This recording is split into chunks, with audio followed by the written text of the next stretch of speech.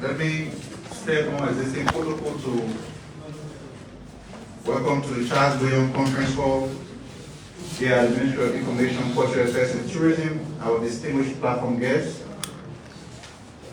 the Honorable Minister Liberia, Minister of Information, Council of Corporate David Craft, Minister of Labor, Mr. Christopher Peters, the officer in charge of the Liberia Drug Enforcement Agency, the Honorable Eugene Lani Pagon, the Director General of the Liberia Broadcasting System.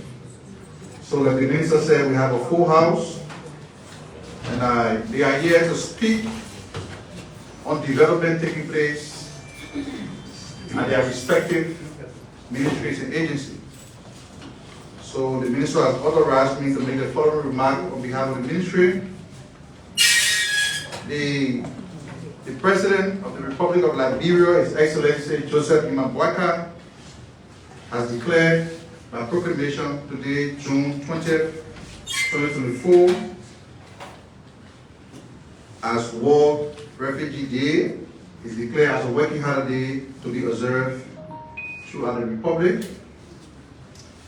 As we speak, the LDEA has organized an appropriate program to commemorate the official celebration of this day at the Moro City Hall. Local and international partners, including the UNHCR and high-level government officials, are in attendance. The General Assembly of the United Nations adopted Resolution 5576, declaring June 20 of each year as World Refugee Day to be celebrated by member states in recognition of the courage and resilience of more than 50 million persons around the world who have been forced to flee their homes due to conflicts and human rights abuses. As I indicated, the high-level Chinese delegation is in the country as part of efforts to refurbish the Liberia Broadcasting System. The delegation today, June 20th, earlier on met with the Minister of Information, Honorable Jerry Liberia, and as you can see, they are here being accompanied by the Honorable Director General. The government of Liberia has received a consignment of rice donation from the government of Japan valued at $1.5 million. The government of Liberia continues to be grateful to the government and people of Japan for their generous support to Liberia to help us deal with the economic and infrastructure challenges we face. The donation will go a long way in alleviating the food challenges facing the country. President Mbaka and the entire government remain confident that Liberia must produce what we eat, and with the necessary support from Japan and Korea and other partners countries, we will get there. The Ministry of Agriculture is working diligently every day to empower farmers so as we can take control of producing and even exporting what we eat as a country. We say thank you to the Republic of Japan. The President, His Excellency, Ambassador Joseph Imabwaka, has appointed Councillor Janito Masakwe as Executive Director of the Office of the War and Economic Crimes. This appointment is a step towards ending the culture of impunity in Liberia and a testament to the President's commitment to delivering justice for victims of the Civil War and for economic crimes committed. The people who tread on pillaging the public cause will answer for their crimes. The President is confident that Councillor Masakwe and his team will be faithful to their mandate and will deliver to the Liberian people the judicial mechanism required to hold war and economic criminals accountable. The situation at the University of Liberia is improving in keeping with the mandate of the President that the Board of Trustees convene immediately to resolve the matter. The board has been meeting in the last few days, and as of last night, appointed the Presidential Search Committee of the university. Those appointed include the Archbishop of the Cali Archdiocese of Monrovia, the Most Reverend Dr. Gabriel Blanco Jube, chairs the committee, Dr. R. Hassan Conte, former president of the university, co-chair, Dr. Ophelia Inez Weeks, co-chair, Dr. Augustine Conan, senior advisor to the president, member, Honorable Augustine P. Gaffon, member, among others. The board mandates the committee to complete the task within 3 months at minimum. The board has also mandated the current administration of the university to resume normal academic activities and to conclude the current semester. The board also mandated the payment of salaries arrears without delay. These were among the issues raised by the faculties that brought normal academic activities to halt over the last week. The university will issue a revised academic calendar, and it is our expectation that activities will resume in the soonest time. The president is grateful for the swift action the board has taken and remains confident that academic activities will resume at the University of Liberia in the next days.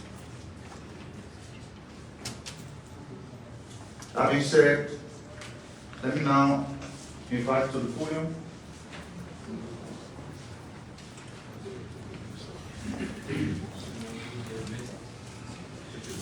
so we'll now invite the Minister of Labor, Councillor Kobo Dewi-Kra, to make a presentation, and then he'll be followed by the officer in charge of the Director General of the Liberia Broadcasting System, who will be followed by the officer in charge of the Liberia Justice Enforcement Agency. Thank you.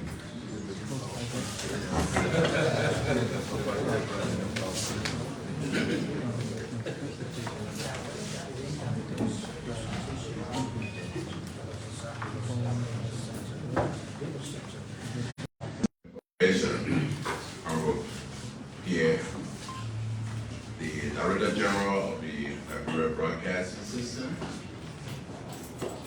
other deputy ministers, assistant ministers here, our foreign guests, members of the press, and other distinguished personality here, ladies and gentlemen. I think this is our third appearance here at the Ministry of Information to brief our people on some of the activities of the Ministry of Labor. Today we will give you some information. If you have some questions, we will attempt to answer those questions. I'm sure you have been following some of the activities of the ministry, press, I'm sure. And let me say that we want to appreciate the press, because I think it's important that our people are informed properly when it comes to activities of the different agencies of government. But let me start by just talking briefly. Sometime last week, we heard that the Liberia, a faction of the Liberia Labour Congress had an interview to say that the Ministry of Labor was interfering with the activities of the Labour Congress in Liberia. That information, I'd like to say here that is categorically false and misleading. Before we took over, there was a leadership crisis within the Liberia Labour Congress. The matter went to the court, civil law court, and traveled up to the Supreme Court. At the final stage of the hearing of the participation of the court in resolving the issue, the court ordered the Ministry of Labor to conduct a new election within the Liberia Labor Congress. And by that mandate, the ministry then, that was before our takeover, that was in 2022, the ministry arranged and conducted and supervised the elections. The elections were held among members of the unions in Liberia. And as of today, there are 26 union members in Liberia, union organizations in Liberia. The date for the election was set, and on the date of the election, 19 of the labor unions in the country participated, 7 abstained, even though they had earlier agreed to participate. For reasons I don't want to go to it now, but 19 of the 26 union organizations like Liberia participated and elected new code of officers. One Reed was elected president, and Michael Blammer was elected secretary general. So by that mandate of the Supreme Court, the government had to recognize the decision that was made by the majority members of the unions in Liberia. So we recognize that leadership that came from there, and so when we took over, we've been working with the leadership, the leadership that came from that election. And what we've done on our own, look, we like to see that the unions work together, let them work as one body. So we initiated discussion among them to see how we can bring them together. That discussion is ongoing. We were still talking when we had to go to the International Labor Organization Conference in Geneva. So the leadership that is recognized by the government did send a delegation, and their delegation participated in the conference, unlike contrary to what Mr. Nat had informed the public that the Liberian delegation was denied participation. That was not true. As a matter of fact, we addressed the conference and made a case for Liberia during the conference. The second thing I'd like to talk about here is the enforcement of participation of our inspectors in enforcement activities at the ministry. When we took over, we noticed that individuals or employees of the ministry, you could not have distinguished them. They were all in the street here, carrying out what is normally say they are inspecting, or carrying out inspections to find out if foreigners are in possession of work permit. We thought that arrangement was loose, so as a control mechanism, we instituted uniforms for our inspectors. And the uniforms are not just, you don't just put the uniform on, the uniforms are numbered.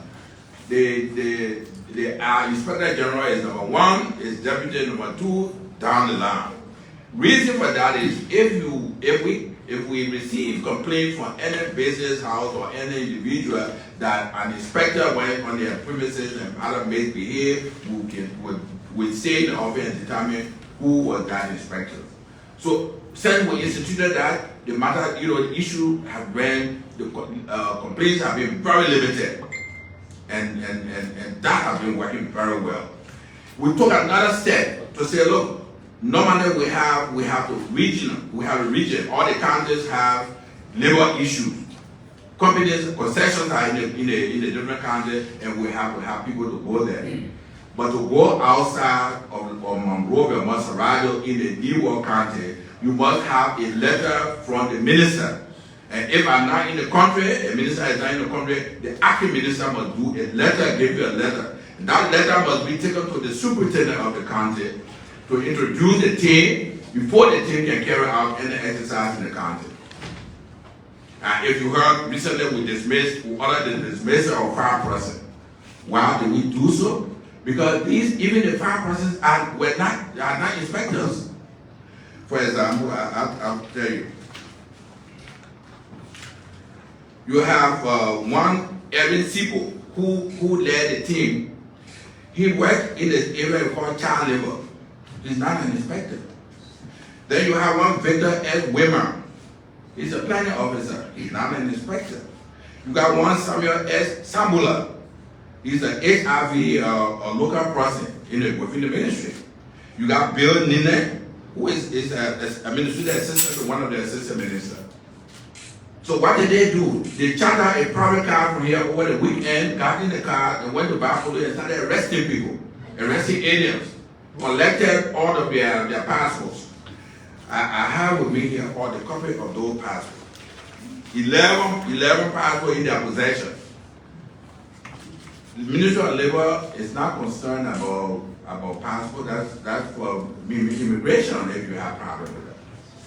2, they did not have any authorization for the acting minister to say, look, you go in the country. Plus, they chartered a private car, so there must be a motive. They didn't go there genuinely to carry out inspection on behalf of the ministry. We are collecting money for the government. When you go for enforcement, when we send you, we give you a letter, we will hold you accountable. In other words, if you went there and discovered that someone does not have a work permit, you have to give the person a bill, and the person must go and pay the money to the revenue. You don't jump in a private car over a weekend to go arrest people without any authorization. So those people are dismissed, and they will no longer be part of that ministry. Thank you, sir. And we want this to be a warning to all of our employees. This President Joseph Newman Parker, one resource for the ministers, one resource for all of the agencies of government in terms of what we do. We have a responsibility to make contribution to the revenue, to the revenue generation capacity of the country. We have a target to meet. For the past 2 months, since we started this enforcement, our Monday collection has increased to 800,000 Monday, which I think is good for the government. So anybody who tries to undermine that process will be dealt with as in keeping with law. That's why we dismiss these people. And let me also talk about I've spoken about the Liberia County. I've spoken about our participation in the annual conference, and I'd like to just say for the public, in the next week or 2, we will begin an exercise with ECOWAS members in Liberia. They are also required to pay work permits. For example, our Nigerian brother, our Ghanaian brothers in Liberia, they are ECOWAS members. They are from ECOWAS member state. So they are supposed to pay $100 for work permit for the whole year. We noticed that this area has been overlooked over the years. We tried to do that. And the way we started, we cited the federal governor, all of the different governors from the different regions in Liberia. We are citing them to a meeting. Sometime next week we will have a meeting with them, just to let them know that this exercise will be going on. And those people that will go on the field will have a letter from the ministry, they will be properly uniformed, and we want them to give them full cooperation. It's good for them because it's good that you're doing your business, there should be no interference once you have all of your proper documents. We also like to just reiterate what we said here before, that this work permit that we are giving to aliens is intended to make your participation in our labor market genuine and bigger. It's just $1,000 per annum. But if you are an employer and you allow somebody to work in your agency or corporation without a work permit, we will find the person, the person who presents himself to work without work permit will be, besides your regular $1,000 work permit fee, will fine you $1,000. And the employer who allows somebody to work in the institution without a work permit, that the law says we should fine you $2,000 US dollar. So to avoid this, we want to just make our doors are open. We have the facility, come in and get your work permit. Even if you are a company and you have more people, for example, 25-50% working within your industry, give us a call, we will send a team. Because it's a digital process. It's not just giving you a written paper. We will take the biometric and we build it. We are eventually building the statistic for our workforce in Liberia.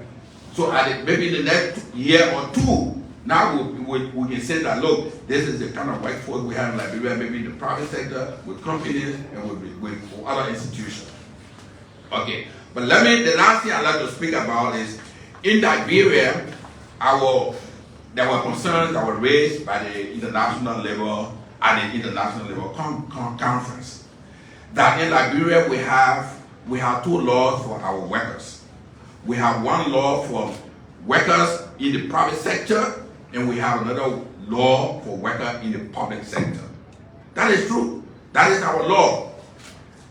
But ILO has been concerned. Oh no, why do we have two laws for workers in the same country?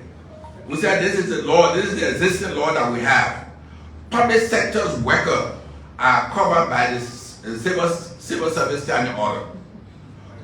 Private sector workers are covered by the Decent Work Act. To bring them under the same umbrella, we either have to amend our law or consolidate them in a way that they will be harmonized.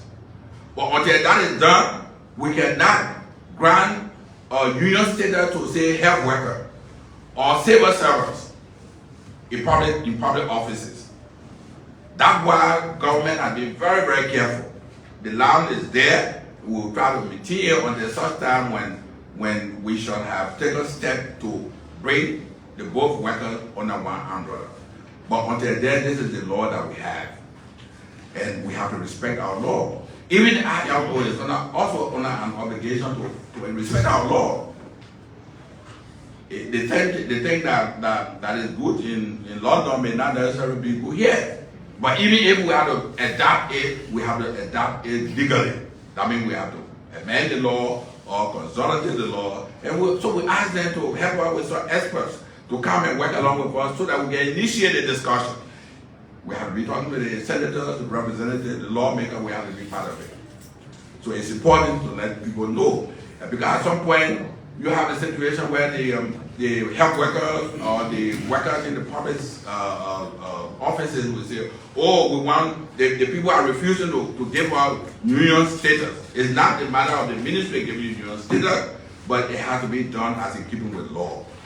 That is the law we have here in Liberia now. That's the law we're going to follow. Until that is changed, we got two laws that govern workers in Liberia. The Civil Service Standing Order and the Decent Work Act. Okay, so when it does stop here, I know there's a pack house there, and if we take a few questions, we'll do that. I want to just extend an appreciation to the Ministry of Information, and I think they're doing a wonderful job here to informing the public. Thank you very much.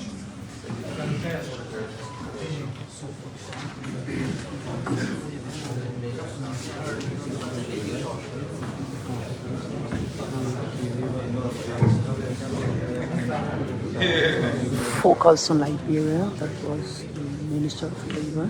The Honorable Minister of Information, my friend, dear brother, Jeremy Pierre.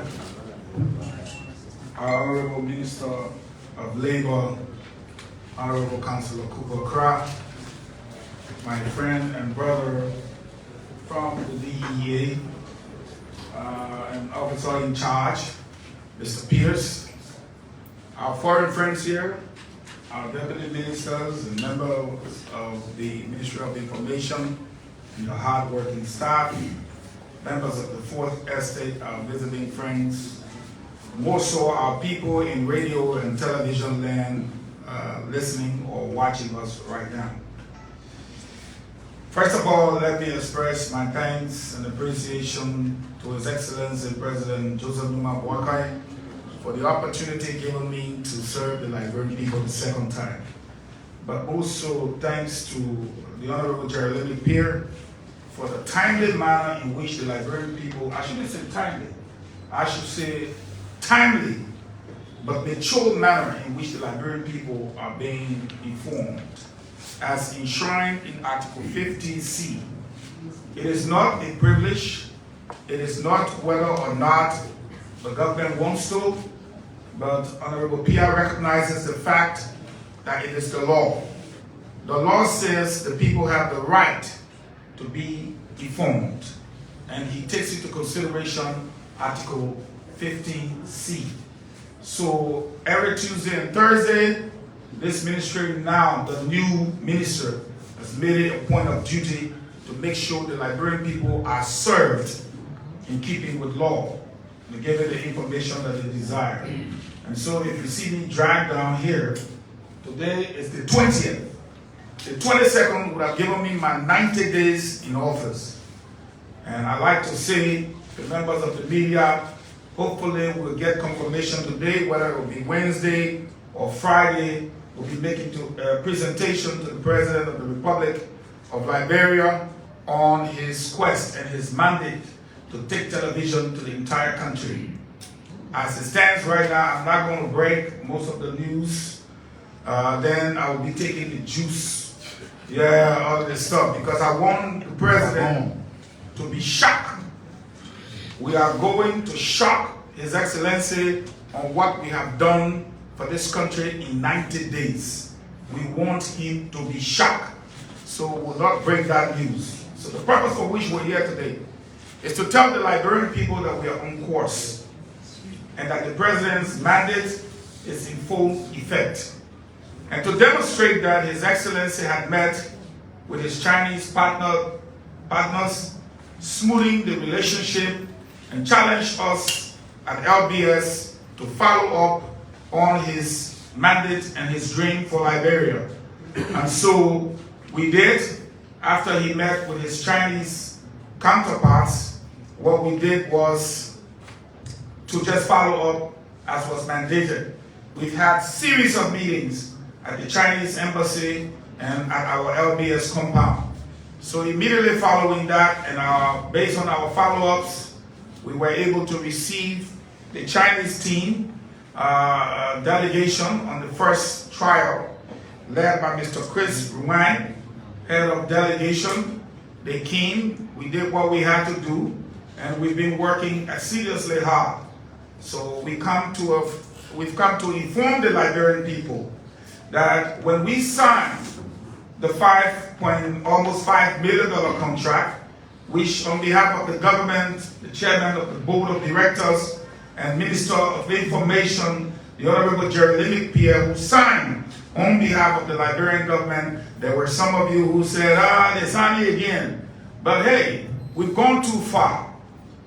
We got the drawings. Soil testing has been done. And the team came into town, and we met with them, and they've been meeting with us. So we're here to inform the Liberian people that we've done a lot in keeping with the refurbishment and the expansion of the new television complex, as well as the refurbishment of the existing ones we have. Bear in mind, we have 89.9, which is Metro FM for our young people, our students and everything.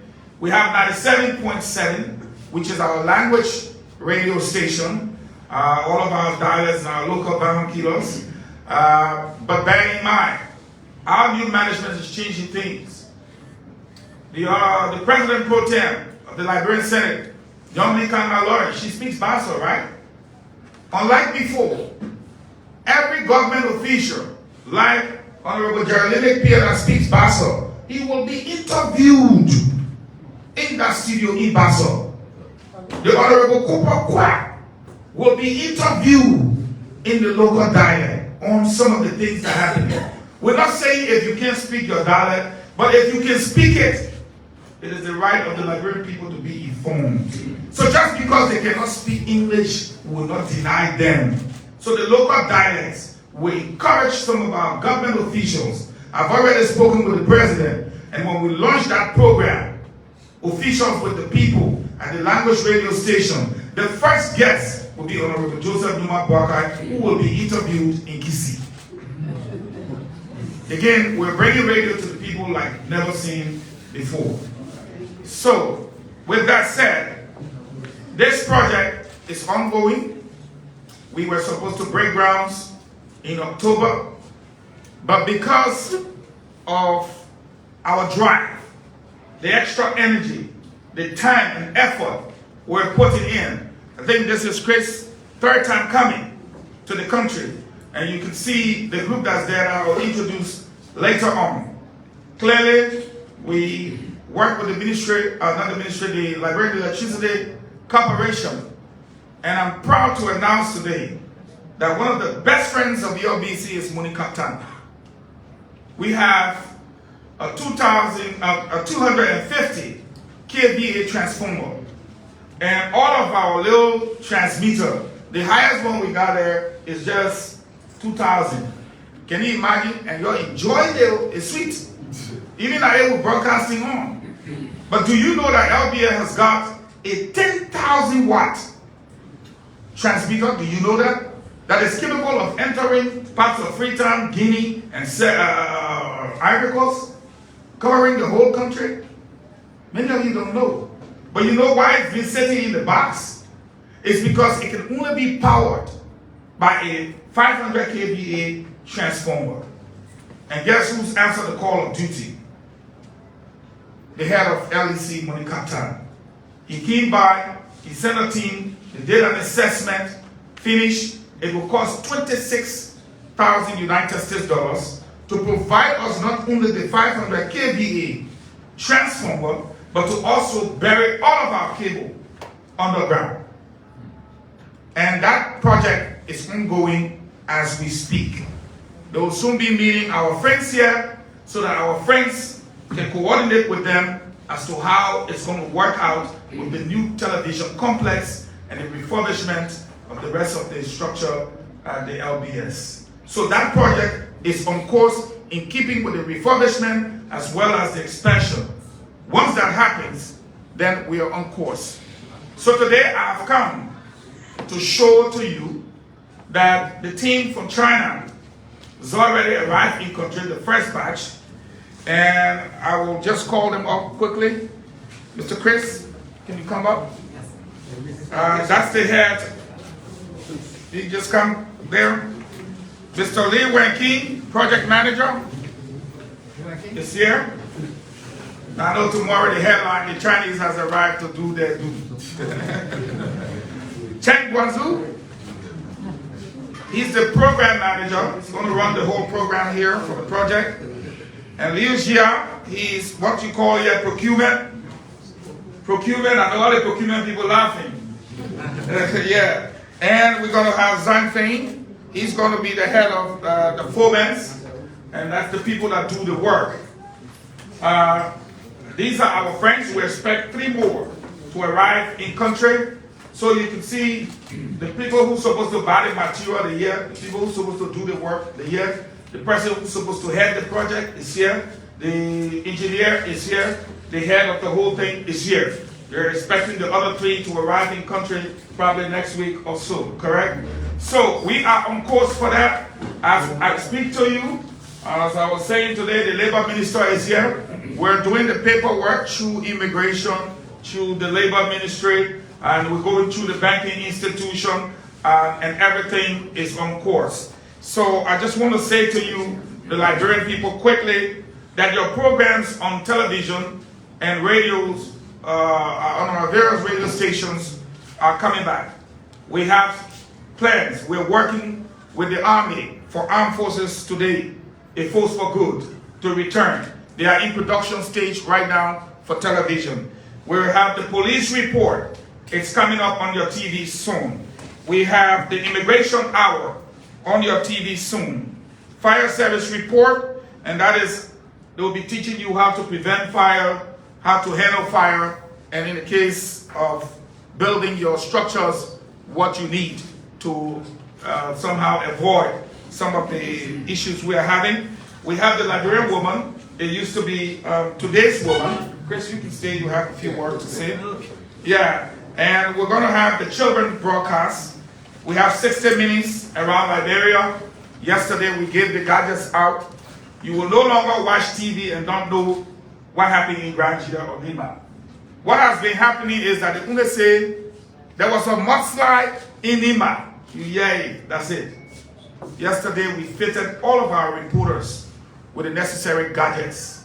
And if a breaking news happens in Nimba right now, as this press conference is going on, we will leave from here and put on television right now as I speak to you, happening now. And you'll be able to watch what is happening in Nimba in real time. We have that capability, we have that ability, and we're doing it right now as we speak. We're going to have LNTV Action News in the evening, so you're going to see Action News come back again. We're also going to have breaking news. So if anything happens, we're going to stop and bring you breaking news. So again, I just want to thank the government and people of China for this great gesture to our country, giving us a new television complex, refurbishing what we have, providing us satellite, as well as an OB truck. That truck will travel wherever it needs to go and bring us the images we want as a people. It will be very useful in our tourism sector, promoting tourism. We already have our drone, which will be commissioned by the president. It will be named LBS Charles Whale. So again, I'll let Chris say a few words to the Liberian people, and we'll proceed from there.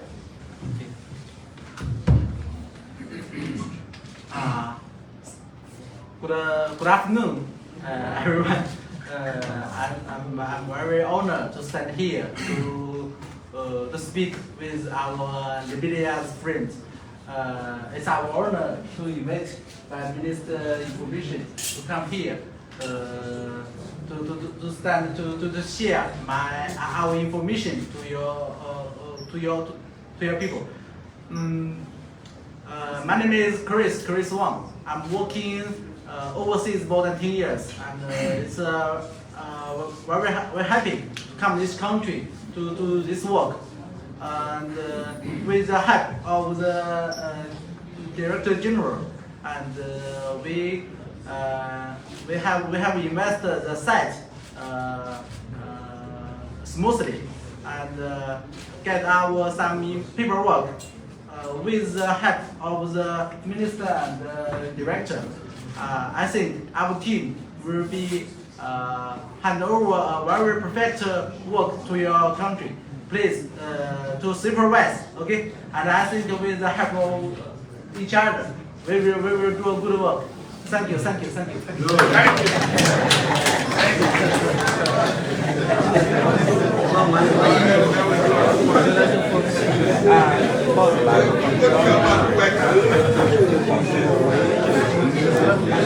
Focus on Liberia. I'd like to stay on It was the Chinese who have come to upgrade existing protocol to begin my the broadcasting system.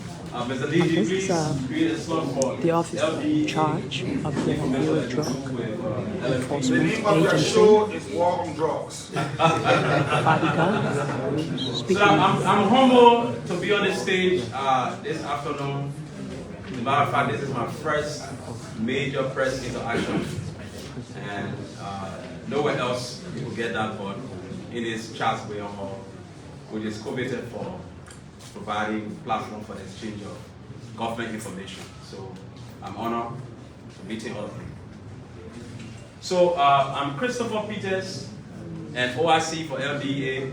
The mandate there is simple: go in, calm the flares, stabilize the agency, refocus the men to the statutory mandate, which is the continuous fight on drugs and its related offenses. So basically today we just want to give you an overview of some of the activities that are going on, and to also use this opportunity to tell you that next week will be the International Drug Week. We'll be celebrating throughout the week. We'll be having events, and the day will be celebrated on June 26th, followed by June 28th birthday on R.I. Howard.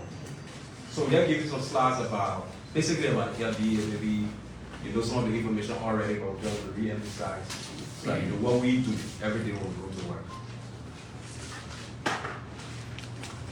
So the source of our authority is in the 2014 drug law and also the 2023 amended Controlled Substance Act. So we have the primary function in this country among the law enforcement institution to take care of combat drug, illicit substances, to investigate, to charge, and forward people to court. We are also responsible to destroy the cartel. Did you like that word? Yeah. So,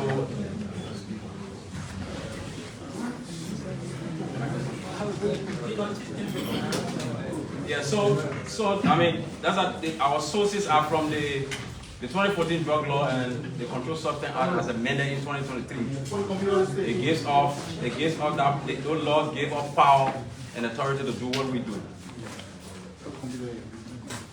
And Liberia being a member of the global community, adhere to some international conventions and protocols from the UN the UN body responsible for drug and crime, the UNODC. Among some of those protocols, how we balance law enforcement and human rights, the fact that we pursue drug dealers, drug users, our agents, our investigators are under obligation to ensure that we observe human rights, we balance it, we don't abuse their rights, we accord them their constitutional rights, like marina warnings, the right to lawyer, the right to have representation throughout the investigation. So we also on an obligation to look at some of this stuff. And utilizing those legislation, we also set out our pillars of strategy. How do we implement and achieve what the Act says? So one of the things we're looking at is, one of the strategies is supply reduction in coming to drug use. We found out that one of the reasons the drug is getting into Liberia frequently is because there's too many supplies coming from bordering countries, Sierra Leone, Guinea, and Ivory Coast, and sometimes at the airport and other ports of entry. So the goal is to continue to make that effort to sort of go after the network, disrupt, detect, apprehend. So the more we do the more we do the supply reduction, we believe the goal is that we will reduce the number of drugs that will come into the country. And then subsequently, you will reduce the number of persons that want to demand the drug. So once the drug is kind of lower, if we can restrict it coming onto the market, we believe it will also help so that people cannot access it. Now the next thing is, once you do supply reduction, then you also help the other pillar they call demand reduction. But an extension of demand reduction will be treatment, rehabilitation, which the Ministry of Health is playing a key role in that area. There are conversations going on now under the National Steering Committee for drug when drug was declared as national emergency by the President. The Ministry of Health is taking this rehabilitation portion. So LDEA will continue to do the law enforcement aspect. We arrest, and then we give especially users the opportunity to go through the rehabilitation program that will be run by the Ministry of Health. So once they get into that program and they graduate, then Ministry of Youth and Sports, TVET comes in to give skills for the masonry, carpentry. We give them skills so that when they come back into the society, they can turn back to drug. They can be productive, get a job, and move forward. For those who want to follow their education, maybe they had a bachelor degree and then they got into drugs. They didn't go back to school. Ministry of Education can come in. Other people who want to do agriculture, Ministry of Agriculture can come in and empower them to go back to the soil. So this is a kind of national effort. So the LDEA, if we continue to arrest people and put them in jail, they get convicted and they come back out, we're not helping. We'll go back a couple of times to get the same people and put them back into the criminal justice system. So we have to work together as a government to ensure that while we're doing the criminal justice aspect and law enforcement aspect, the other agencies that are responsible to rehabilitate them take the lead in that area. And so we want to give you updates from across the country about some of the arrests and seizures that we've been doing since I got in June 4th. On June 9, in Bombay County at Clay, there was a random search of vehicles, and one suspect, Mustafa Kamara, a Liberian 44 years old, was arrested with 28 plates of high-grade compressed marijuana. The street value for that is somewhere around 420,000 Liberian dollars. and the U.S. portion is 32,000. And he's been investigated, charged, and forwarded to the Third Liberia Magisterial Court. Also on June 15th this year, suspect Rita Williams, I think you saw some of the Facebook video, 56 years old, is a Liberian. She also holds Dutch citizenship as we learned, and resident of the Airwire community. She was arrested with cocaine at the Clay checkpoint, and that cocaine weighed 1.9 kg, a value 102,619.4 million ALD. So she's been charged and forwarded to court. So suspect Williams had gone to Guinea and procured this amount of cocaine we caught with her, and she passed through Bowater side, and we grabbed her to Clay checkpoint. And she told us that, and this brings the reason why we need to do international collaboration with our partners. She told us that her market, the targeted market was Europe. So she was taking the cocaine to Belgium and Holland. Hopefully she has gotten her way through RIA. So we go to Bombay County, Grand Cape Mount County. We had a raid that LDEA had a raid on June 14 and 15 at a gold camp there in Gola Kone. We had 6 suspects arrested, including 3 females, all Liberians. They had 19 plates and 33 wraps of Kush, 4 cans, 2 plastic and 1 plastic C of local marijuana, 3 plastic of wet powder, 68 wraps and tube of heroin, 3 plastic of white powder believed to be precursor, and all of them were charged, investigated, charged, and forwarded to the Magisterial Court in Robertsford. June 18, 2024, doing the random search at Bowater side, we also saw 2 vehicles that were abandoned. So apparently when the DEA agents were doing vehicle search from one vehicle to another, the 2 vehicles at the tail of the land noticed that eventually the agents were caught up with them, so they voluntarily got out from the car and walked away. And so when our agents got there, on board the 2 vehicles, we found 32 plastic of Kush. Yeah, there are a lot of Kush coming in from Sierra Leone into Liberia.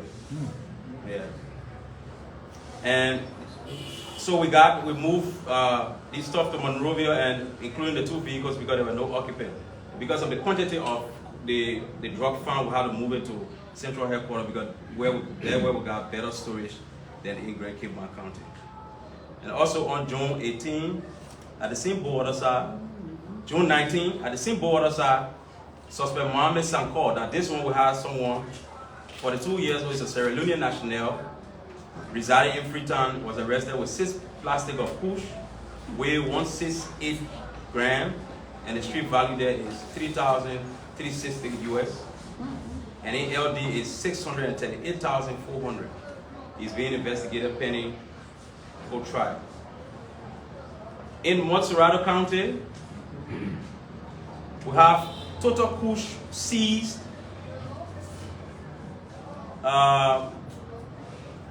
About 1,045 grand, value $20,916 US, 3.9 million in LD. Total marijuana seized so far in Montserrado County, 6.4 kg, value $468.4 US. LD is $92,416. Total tramadol, the pill is sold in the pharmacy, 347.8 gram, value 486 USD. In LD is $92,416. Total heroin seized in Montserrado County, 83.1 gram, value $3,739. Equivalent LD is $710,410 in LD. Total cocaine, 4.3 gram, value $232.2 US. Equivalent LD is $44,080. So far in Montserrado County, we've been able to secure 18 grand jury indictments. involving several persons who are currently under pre-trial detention. And hopefully, once the trial starts, with the evidence we've put together, we're confident that we'll have conviction in the 18 Liberia. Riverside County, June 12th, a raid was conducted. Suspect Amara Conan, a Liberian, was arrested in Luman community with 17 tubes of heroin and 20 dispensary plastic of kush. You know dispensary plastic to put the medicine in when you go to the drugstore? That's what they also use. And then in Grand Bassa County, June 9, doing a buy and bust operation in Big Joke Town, Prince Samuel was arrested along with Jackson Eve. They had 37 dispensary plastic of kush, value 740, and LD 140,600. Both suspects they've been charged and sent to court. Margibi County, we ran an operation in Margibi County on June 5, 2024. Prince Nimlin was arrested, he's a Liberian, with 8 grams of kush, value 160, and 30,400 LD. He also had 2 grams of cocaine and 1 gram of heroin. So we also arrested a Nigerian in Kakata. His name is Akeem Mustafa Jr.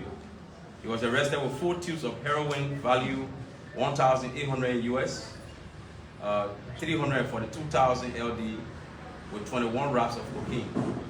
Both suspects, Nimlin and Akeem, they've been investigated, charged, and sent to court.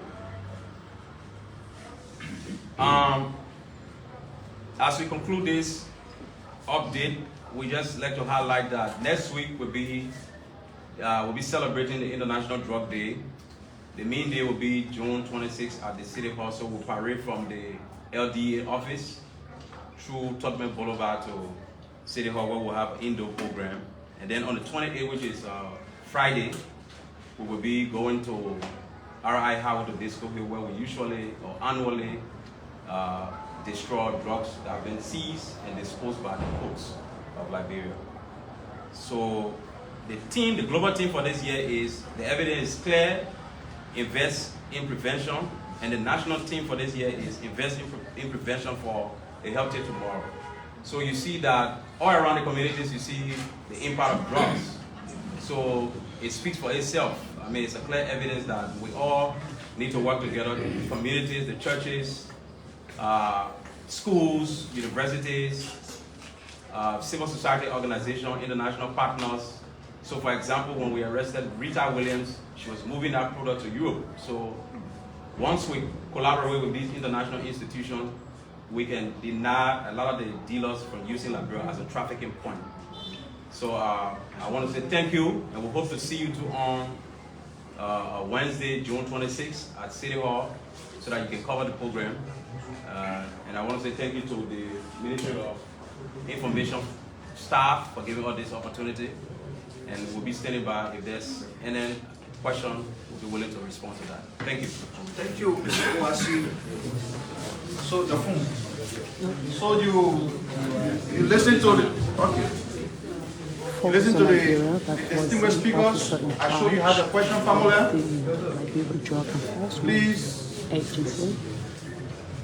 take the questions, and the routine is the DG, the Minister, the OIC. We take 4 questions at a time. So you direct your questions, and the person who takes 4 will mark the 4.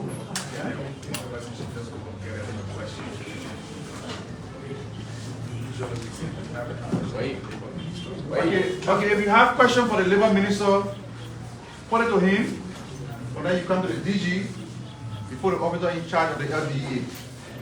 Let's do it at that place. So all those who have questions for the Labor Minister, come in the queue. Come in the queue. From there, the Labor Minister first. Labor Minister first. If you don't have question for the Labor Minister, wait. Who's the Labor Minister? Please introduce yourself. The Minister of Labor will take note of your question. All right. Thank you so much. My name is Maurice Oleti and I report for OPFM. It's good to see you, Council. And also thank you for the job you continue to do. But I got a few concerns. One of them,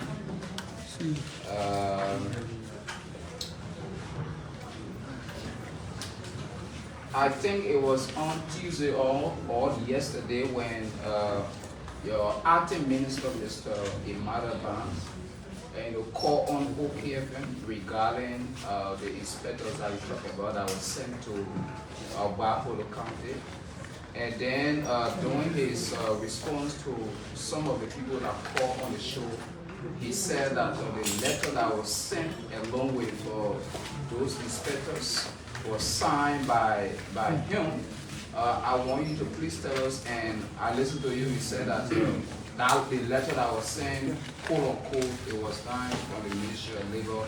How can you reconcile this? And secondly, what is the level of, or what become of him, with his allegations coming from that area? Secondly, how effective your inspection team is, because there are other, reports that we're getting from around the country, the places that sign over the Golden Meridian, and other compounds in that part of the county. Thank you so much. How effective? I say, excuse me, we're running against that. Please be swift in posting a budget. Okay. Thank you very much, Councillor, for saying all somebody development within the institution. My name is Gabriel Lapodo from Women Force newspaper. I have a concern concerning the Kinjira issues that is Beer Mountain. What are some of the development within Beer Mountain currently? My name is Edwin Chinore. I work for Frontish Africa. I think there's a follow-up question I have. Quite recently, there were some employees who felt that they were illegally redundant at Beer Mountain. And this case was taken to the Labor Ministry. You care to tell us the status of this case, please? So my name is Joseph Salif. I report for Shikon TV. Mr. Minister, I want to know, since you took over, how many cases you met on your desk, and up to now, how many cases have you guys adjudicated since you took over? Thank you. Thank you. So my name is James and I report for Radio Joe Africa. I'm Minister, thank you so much for your time for so far in the ministry very well. But this is my question in regard to the Decent Act, bill of the Decent Act signed by the House of Legislature, in the sense that every working person in the private or public sector, that means you have to be paid with $7.50 per day per month. How effective is the Decent Act work bills in Liberia? And finally, to the issue, my question has to do with in the private sector, like those brothers who work in the Lebanese store, in the Indian stores, they've been marginalized, and the Labor Ministry is now fully looking into that direction, but out of focus only on the concessions company. How prepared are your inspectors in monitoring our brothers who work for the Lebanese and the Indians in this country? Thank you. Thank you very much. Mr. Minister, you did say those labor employees that were. I'm Prince Joey from Smile FM, Suwaji Green, Jira County. Mr. Minister, you did say those labor employees that were to Bakunu were not authorized. If so, how come the labor inspector Charles Brown was a part of the team? Thank you. According to the report. Good afternoon, Mr. Minister. My name is C.Y. Kwano. I'm an adjourned journalist. I heard you talk about attending an international conference and making a case on behalf of the country. Will you please care to share with us what was the content of your message on the international stage? Thank you. And my name is Olia Phillips, who actually means the crowd. We talk about the Decent Work Act and the Civil Service Standing Order. Those two laws have been in conflict when it comes to the International Labour Organization working with the Labour Organization in Liberia. And according to you, Those are some of the issues you stressed at the ILO conference. My question to you, how soon are we going to see the synchronization of the two laws? Thank you.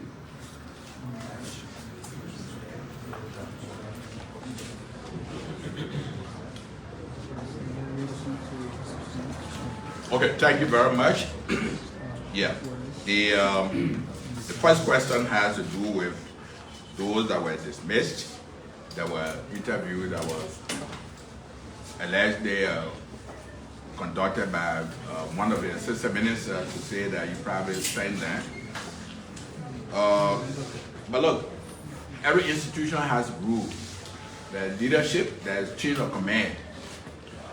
At the ministry, when we took over, we made it our duty to have a meeting with all of the employees of the ministry. We told them in no uncertain terms that the don't care attitude that may have been in the past, we have to stop. If you work, if you're an accountant in the ministry, you have to do you have to remain an accountant and stay in your lane. If you are not an inspector, do not go out to do an inspectorate job. We told them. We said that in a number of meetings. Now, if you are not an inspector and you allow someone else to tell you to go carry out an inspection somewhere, if you breach that instruction from us, you have to bear the consequences. So you assume the risks. If you are not an inspector and you accept a job, if it is brought by attention, you will be dealt with. That takes care of that. Now the question of King George. Issue is a Beer Mountain, rather, in the Beer Mountain area. What is the situation there right now? Well, as far as we are concerned, the Beer Mountain, there is no strike action going there right now. All of the people, the government wants to redundant workers. You write the Ministry of Labor, and we will send people from our labor standard and workmen compensation to work with you and determine whether there are benefits that they are entitled to. And at the Beer Mountain, they have a rule. Before you are appointed or you are employed, you go to medical procedure. If they want to dismiss you, you go to medical procedure to just make sure that there is no occupational disease you may have encountered. They did not do that. So when we sent the directive for them to reinstate the 208 Liberians that were declared redundant, they were immediately reinstated. So those people are back to work. Now, the question of how many cases we've handled over the years, again, we have a division. We have a labor standard division. We are handling labor cases from almost all around the country. I cannot tell you the exact number, but we have handled a number of our division. This is the whole division. If you want to do some research about it, come by my office. I will let them drill you through the different hearing officers, because we have in Maserado, we have hearing officers, about 4 different hearing officers. In the counties, we also have hearing officers. So at some period of time, we consolidate those records. So again, our offices are open, and when you come, we'll give you first-hand information about those cases that we've handled so far. One of the examples is the 208 process. That is a part of our labor ministry intervention. Then someone spoke about this minimum wage thing we've always talked about. Well, the minimum wage as it stands right in Liberia now is based on the Decent Work Act is $143 per month.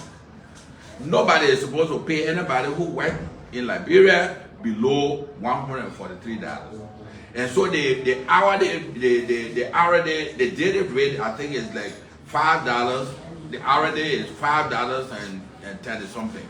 So if you check that on a monthly basis, it will give you a total of $143 US dollar per month. That is what we keep it. So if our inspectors went out and discovered that someone is making work for a company and that person is making less than $143 per month, we consider that a violation of the law, and we will write them to say, look, you have to correct the situation, and that person will be entitled to any difference that you have been paying them between the 143 and whatever salary you must have paid below that amount. That is a requirement. We expect that our inspector will capture that and will do the appropriate bill. Okay? Now,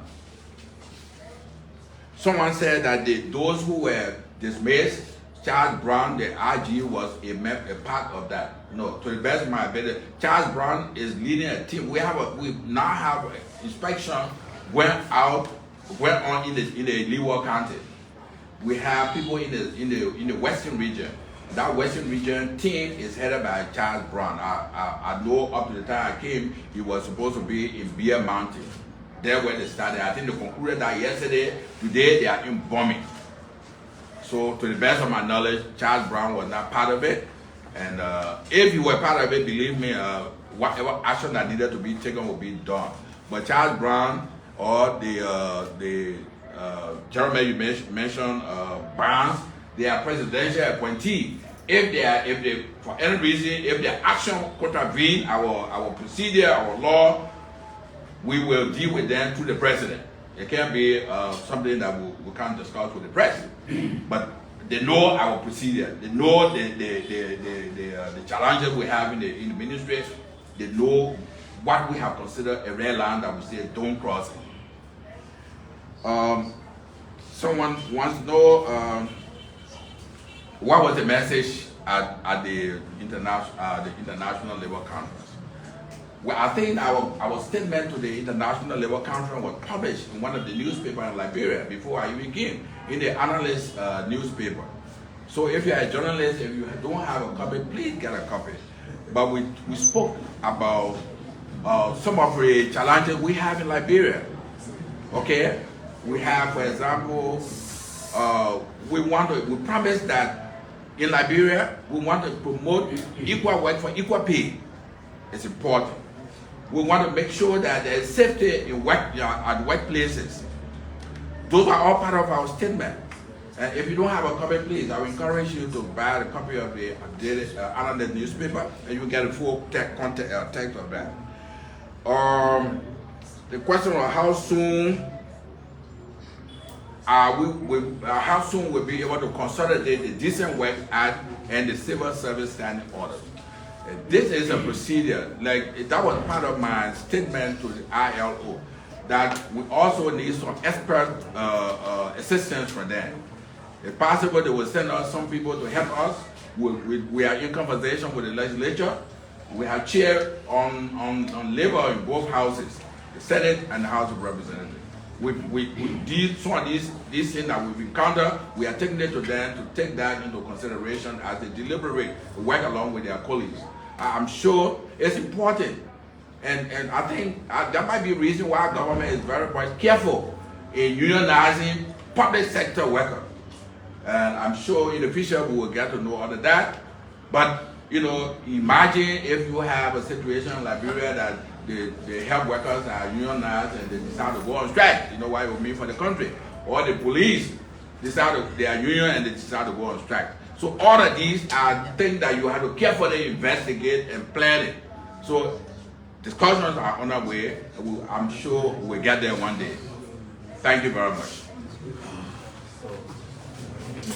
Any question for the Director General, LBS? Okay, so. Yeah, so. Bashida, please take the question for the DG. Yeah, so I'm Morris Volunteer again, from OKFM.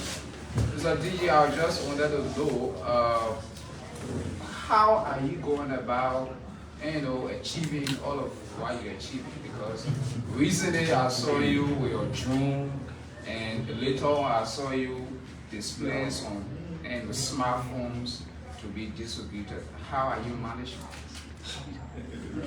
Just like I said, the purpose of being here today. Okay. Oh, okay. Oh, I got one more. Okay. Yes. So my name is Joseph Salif. I report for Shikron TV. I want to know this project. Was this project inherited from the past administration, or it was under this administration that this project was? Good afternoon, Minister. I'm Jerry Sitting. I write for dinner.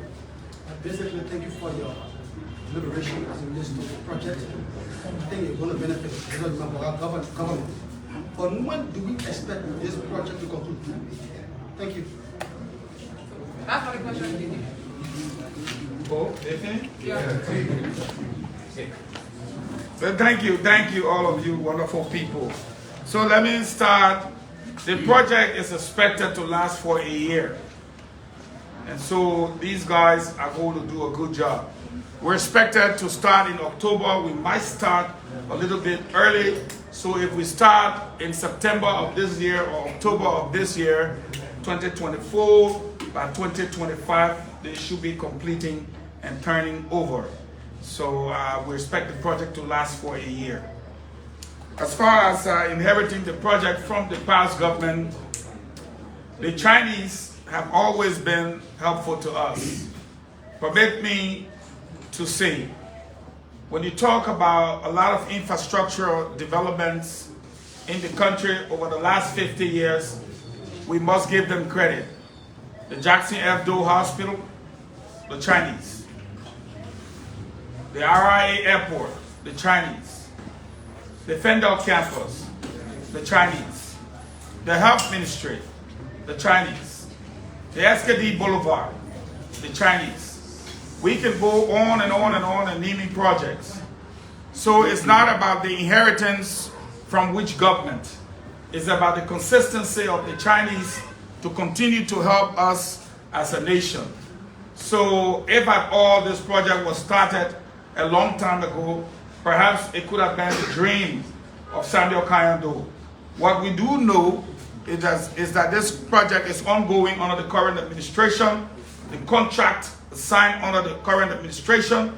It was President Boakai that talked to the Chinese recently, and it was our team that followed up, and it was the current Minister of Information, who is the chairman of the board of directors, that signed the contract.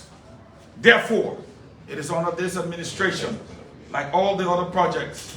We hope that this project will be completed. It is not about inheritance. It is about the cordial and diplomatic ties that exist between the two nations, as well as the able foreign policy of His Excellency President Joseph Numa Boakai, along with his team here. I know people will want to say it was started this time. Well, you forgot. How did they pull out? So if they pull out from all the projects, how did they come back? If you ask yourself. So what if we had not moved as a responsible government to bring them back? Then what would have happened? So it's not about the inheritance. How are you achieving what you are achieving? It's simple. Dedication, honesty, integrity, hard work, commitment to service of your country. We came, we met LBS, and let me state for the record, I challenge any journalist, we have not received a dime from the government coffers as yet, as I stand here. And I can assure you, what we met there, if you go back, we're capable of accounting for it, physical cash. So your question is just and fair. But even the $5 people pay for announcement, death announcement, counts under our administration. We can account for it. When people hold their programs and we cover it, we can account for it. So an example of such, all of our security guards have on their ring gear today. We purchased those yesterday. You said, but why are you talking about ring gear? They've not had it in the last 10 years. As I speak to you, you can say safety hat. They've not had it. But all of them wear it now. They wear safety goggles. They wear safety jackets. When they go in the field for technical work, you see them with their radios. So how are we doing it? All of that will be explained to His Excellency on Friday or Wednesday. I invite you to cover it. If you're sincere and honest to yourself and honest to your country, every $5 will count. And let me state here for the record, maybe they will chew my boom. I asked Minister Sando, I said, what happened to the 5.5 kVA generator? He said, yeah. I said, but during my time, it will be right under the window. You guys know. As soon as LEC go, brrr, I put my own on. So let's utilize that. He said, yeah, that's true. We can start doing it. So you see, It's about when you decide you will do something. Many of you who are my witnesses here, when I came to this department for 3.5 years, what did I get? But I left from here, what did I leave? I don't need to tell you. You saw cubicle of work right in there, the workstations, right? Brand new chairs. I brought about 6 to 8 laptops from the United States on my own. You saw a brand new generator. You saw a brand new mixer. You saw a brand new microphone with brand new speakers. Can the government say they were the ones that gave them the money formula? No. We got out there. We lobbied. We got it. We brought it in because we wanted to serve our country. And we served our country. When we were leaving, staff in the public affairs department could look at Al Jazeera, BBC, and LNTV. It's about your country. And you journalists owe it to your country. And I can tell you this administration is so mature, as you can see the people in service. In a short time, they put this man in office June 5th. Look at his report to you. Today is the 20th. He has worked for 15 days. But many newspapers will not carry him. In 15 days, look at his accomplishment. I hope you would have asked him, you, in 15 days, how you manage? And maybe he will give you the same answer like, my commitment, my dedication, my patriotism, my integrity, and my service to nation drove me to accomplish such in 15 days. I thank you. Those who question for the officer in charge of the LDEA.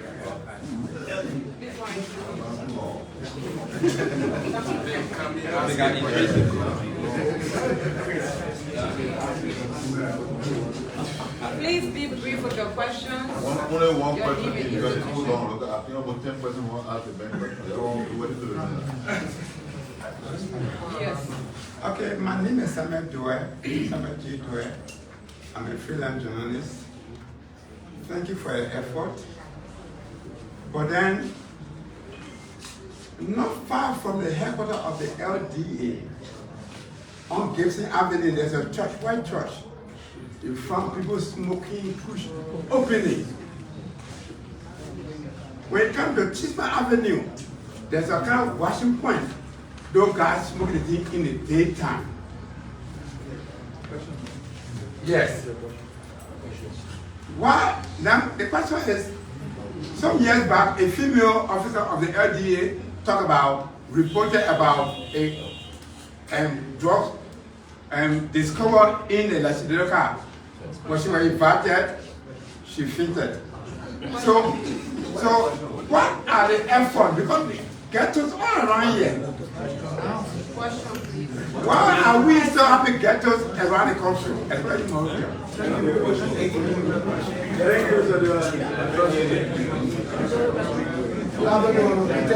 My name is William Phillips. I read for you that you newspaper. You talk about seizing drugs all around the country, Sanu, Grand Basso, all that. For your observation in the shortest time, where is the hottest spot of entry when it comes to drugs? Is it Bowater side, Locato, or the airport? And can you confirm whether there's a zombie drugs in Liberia? Thank you. So my name is Joseph Salif. I report for Shikon TV.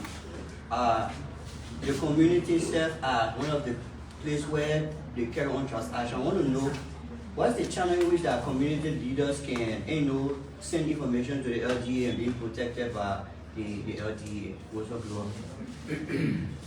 Mr. Owasi, my name is Edwin General. I have a bit of a different question. Please ask one question. My name is Edwin. I work for Front Page Africa. What has been your most disappointing moment at a controversial deal in CCTO? And how do you intend to resolve some of the controversies? Good afternoon. My name is Kura Thompson and I report for Children Independent Sometimes when you hear the figures that have been put by the LDEA, it gets scary.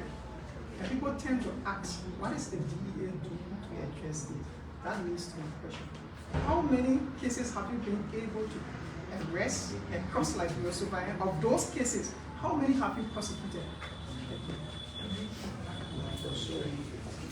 Good afternoon, Mr. OIC. My name is Siwa Kwano. I'm a journalist. You've been in office for about 15 days. The minister just told us. The director is fine. But I want you to just give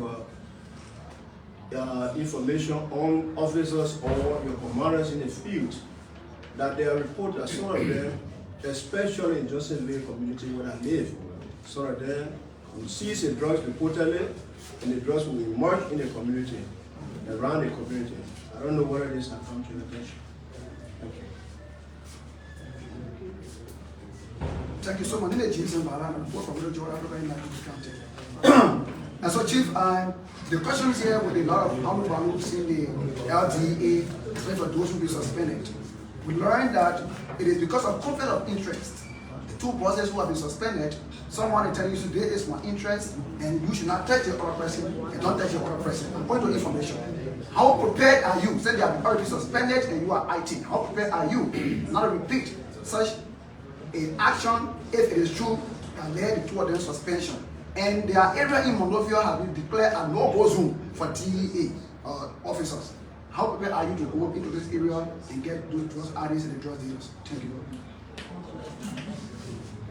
Good afternoon. Director, how are you? I'm Jefferson Tingey, and I read for Liberia News Agency. Basically, in your deliberation, talk about the issue that has to do with there are too many supply coming from the both. I'm coming from the policy aspect. What is the vision as a relation to policy driven or drafting policies that will protect this kind of thing from coming in our country? Thank you. Good afternoon. My name is Paul Bordeaux, and I come from the Eyes of the Globe newspaper. Mr. Director in charge. I observed that there's a serious situation about the infants. Do I say infant? What do I say infant? You have random children in the streets, and now they are future leaders specifically when we talk about the youth. So do you have any mechanism that you intend to put into order in your capacity to curtail or to even eradicate this because it's getting too much, specifically when we walk in the streets, to do our daily activities? Thanks. So that is one question for the day. So you can see why the questions are many because drug is a national concern, and regularly so the president declared it a national emergency, and so that begs the reason why many questions are asking. So let's talk about the youth. Currently we have law enforcement function and duty to ensure that we apprehend dealers as well as users. And there are other agencies of government that have other responsibility to. So once we introduce people into the criminal justice system through the LDEA, there are other institutions that to buttress that effort to ensure that they play their part, because beyond that point, we can't do anything. We don't have safe homes. The DEA doesn't do that. Maybe the Ministry of Gender can come in. Youth and sports, health. Health takes care of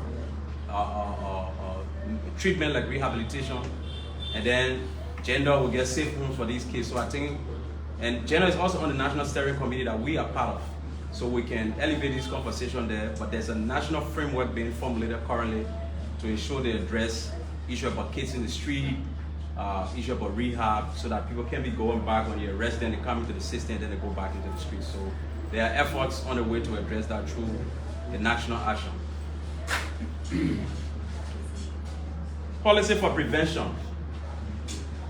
So what we want to do, currently we are ORC. The president at some point in time will have to decide the fate of the agency.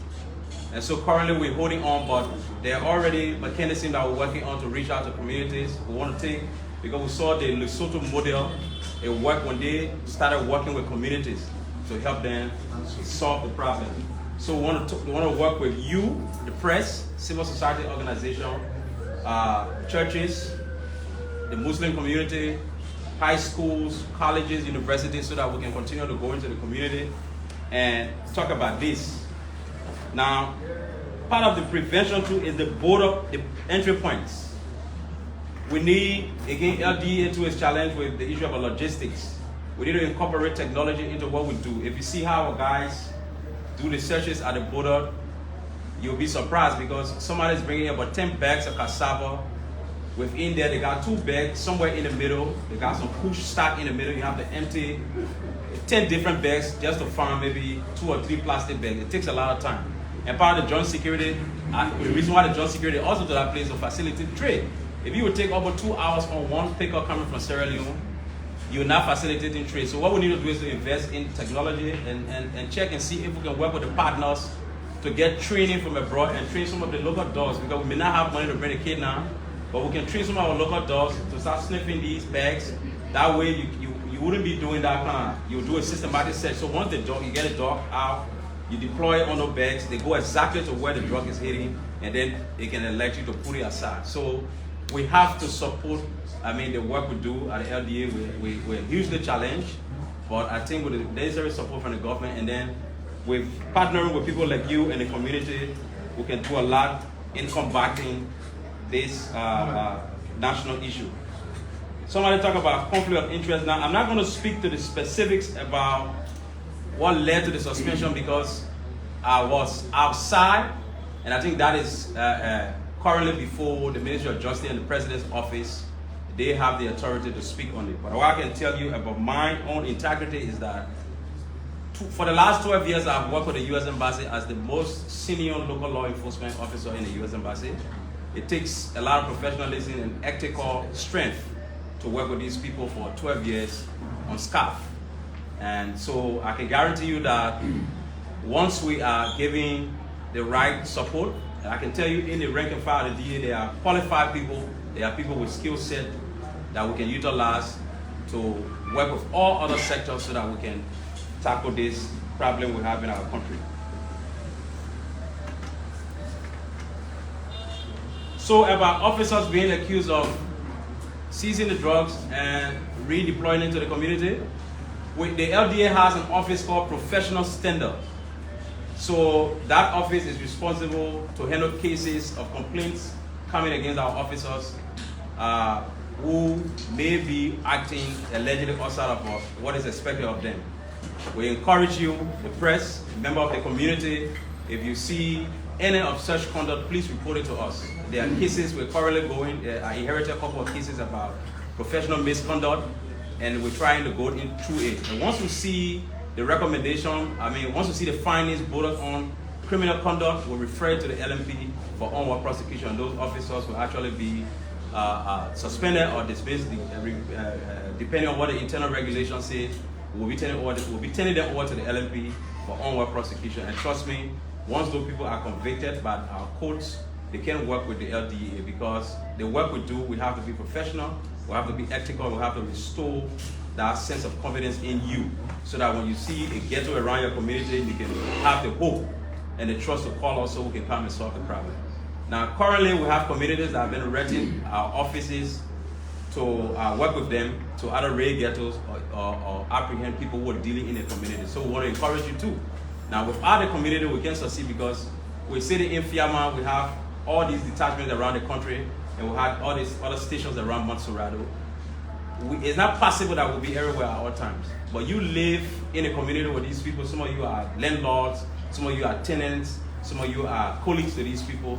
Just let us know. We have trained people that can verify the information you share with us, make sure that you'll also be okay, we'll keep you on cover, and then we can move in your community and bring some sanity there by apprehending some of the drug users or dealers.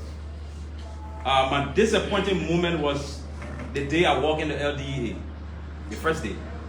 I gone to familiarize myself with the staff force, and what I saw there, maybe, I worked in government before for 9 years, LMP and maritime, and then I left for the last 12 years with the U.S. Embassy working in a structured environment. So when I got there, I was somewhat different. And the LDA, I think, largely, to be frank, it seems to be a broken institution or a forgotten institution by national government. And I think we have to change that.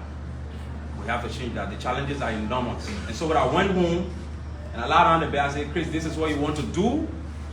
And I called my wife, she encouraged me, and then when I got in the morning, I looked through the mirror and said, I work with a team before in Maritime, and I have these skills in building fragile institutions. So when I went back, I would work with Maritime and make sure like Liberia got delisted from the U.S. Coast Guard blacklist for ship and port facility. I said, but I can leverage what I learned from that program and use it to rebuild DEA.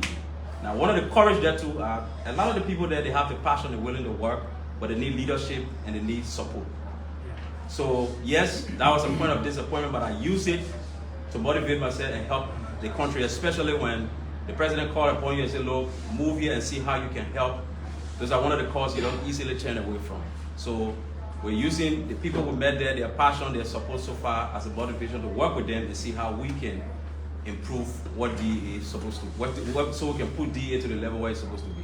Because I believe if the people in there are taken care of in a way, it will impact the quality of the work we're doing outside in the community.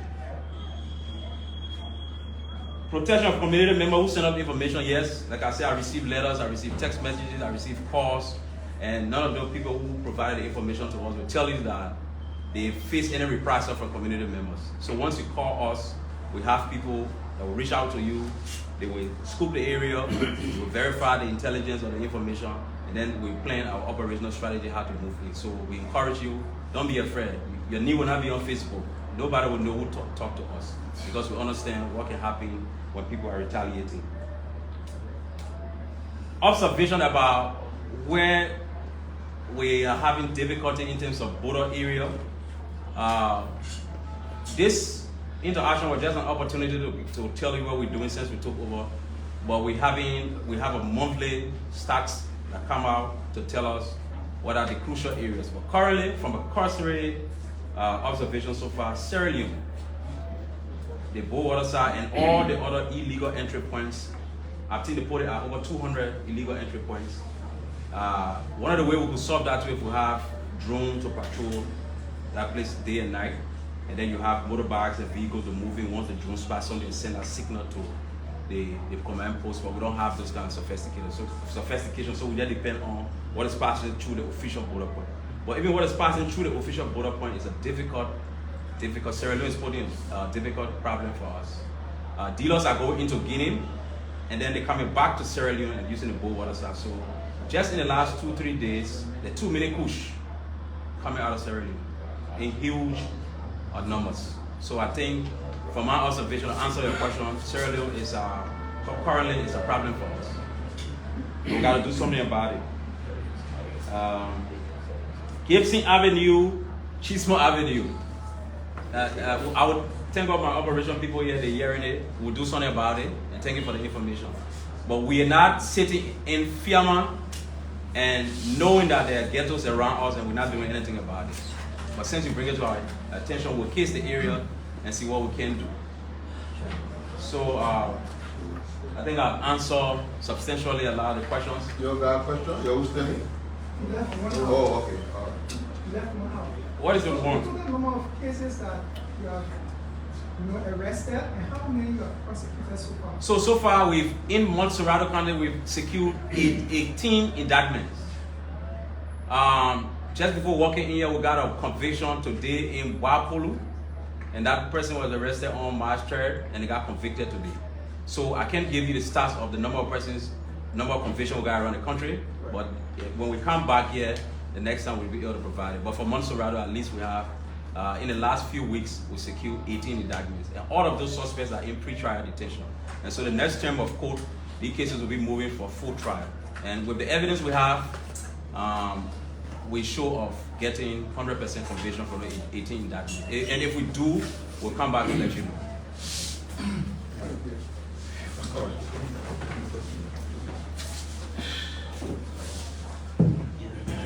So, as the Minister of Information, let me extend apologies to Minister Pratt, Senior Minister here, Dr. Fagon, and Officer in Charge Peters.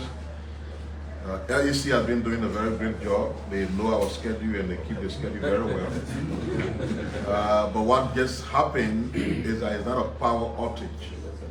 The transformer that supplies the Ministry of Information and Ministry of Lands and Mines has a problem, and there's a team on the pole working on it right now. That is the reason why we had the power outage. So we want to apologize for that. It's just an indication of the challenge we have as a nation.